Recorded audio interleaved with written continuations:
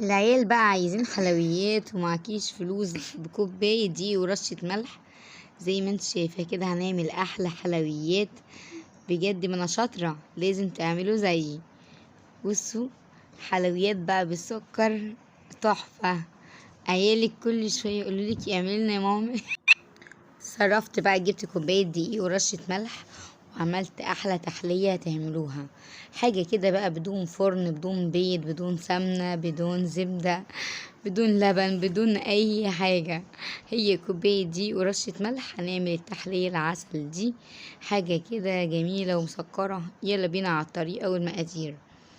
هنجيب هنا كوباية دقيق ورشة ملح. طبعا انت بعد الوصفة دي ما تشوفيها تجربيها بكوباية دقيق هتعملي كوبايتين وتلاتة وعشرة كمان.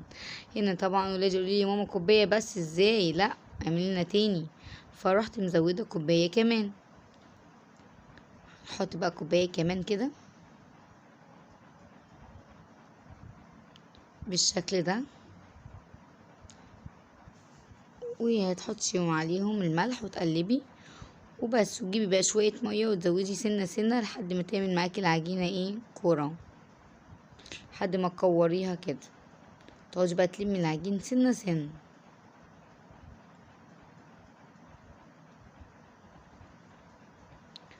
سنة سنة كده هتلمي العجين معاكي. بس بجد هتنبهري بيها. كل ولادك وكل اللي هيدوقها هينبهر بيها. هتقومي تعملي كل شوية. فعلا البيت اللي مفهوش دقيق بيبقى فيه دقيق.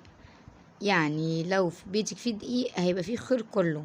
تعمل لهم شوية تحلية زي كده. تعمل لهم تحلية برضو أنا عملتها قبل كده بكوباية دقيق ونص سكر ونص زيت. دي كانت جامدة جدا برضو، كان الكحك كان جميل قوي. ولو لسه تتفرجي عليا اشتراك ولايك كده حلو منك، متبخليش عليا. تسلم ايدك بقى على اللايك. جمعنا كده التحلية بتاعتنا، العجينة بتاعتنا. اسهل تحلية ممكن تعمليها في البيت بخطوات بسيطة جدا، وانتي قاعدة كده تقولي لبنتك تقومي تعملها. عيالك جعانين ولسه معملتش اكل وعايزين حاجة كده يحلوا بيها كده وتسد نفسهم. بعد الشر طبعا بألف هنا. تعمليها كده برضو هتشبعهم وجميلة. هتحلي وبصي تبقى حلوة جدا جدا جدا معاكي. واي حد هيدوق منها هتعجبه قوي قوي قوي.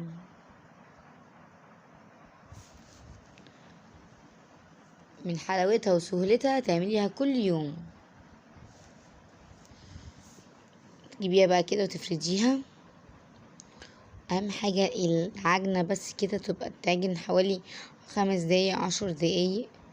بس هي سهلة وما بتاخدش وقت خالص. لو مش حابة تعجنيها كتير عادي، مش حابة برضو تسيبيها ترتاح زي كده، انا سبتها ترتاح 10 دقايق بالظبط برضو عادي. طبعا ايه اللي على جنب ده طبق سكر بودرة.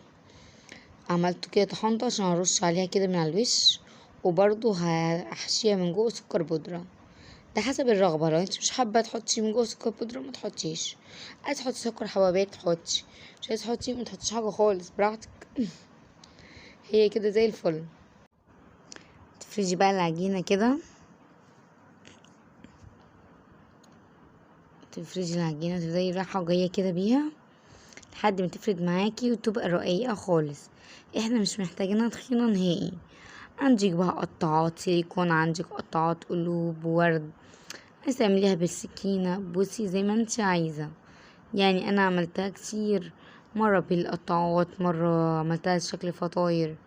الشكل اللي يعجبك اعمليه. المهم ان انت عرفتي كده الطريقة. شوية دقيق وملح ومية عملنا تحلية تحفة جدا. حطينا هنا بقى شوية السكر البودرة.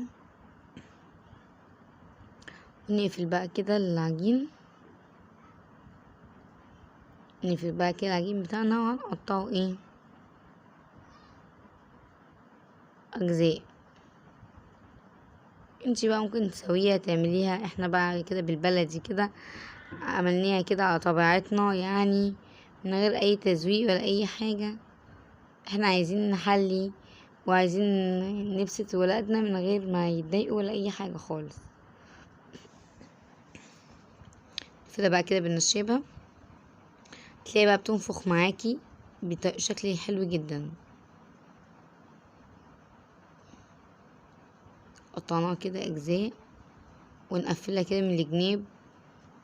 طبعا السكر حبيبات فعامل فراغ، هنقفلها كده بصوابعنا. لو انتي حمرتيها كده مفيش مشكلة خالص.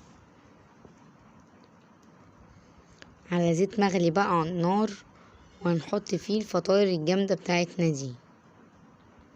ولادك هينبهروا يقوليك يا ماما اعملها لنا كل يوم كل يوم، لحد ما تزهقي وتقولي يا ريتني ما قلتها لهم. اشتراك ولايك حلو منك كده بقى، قولي من اي بلد بتابعيني. وشكرا جدا جدا على المشتركين الجداد وعلى القدام اللي متابعيني على طول اللي بيدعموني. ربنا يا رب يديمكم نعمة عليا، واوصل بيكم كده باذن الله وفضل الله وفضلكم. اوصل بيكم لحد ما اخد الدرع، ولحد ما قناة تكبر وتبقى مليون مشترك. هنجيب بقى الزيت كده المغلي ونحطه كده على النار بالشكل ده. دي بقى معلقة افضل، يعني انا عملت بالشوكة وبعد كده جبت معلقة. جيب معلقة افضل كده وطلعي عليها كده الزيت، هتلاقي مفقفقة كده معاكي. حاسبي بس ايدك احنا عايزين فطيرة اللي تفقفق مش ايدك، بعد الشر ربنا يعافيكنا يا رب. اعمليها كده، جيبي الزيت كده عليها هتلاقيها بتفتح كده معاكي بشكل جميل جدا. حطينا بقى كده الزيت بالشكل اللي شايفاه كده. سهلة جدا وبسيطة وما خدتش 10 دقايق. يعني بصوا انا ما سرعتش الفيديو ولا عملت فيه اي حاجة، هما 8 دقايق بالظبط هتعملي احلى تحلية. ولادك هيحبوها وهيبسطوا جدا منها، وممكن يخشوا يعملوها هما كمان بنفسهم.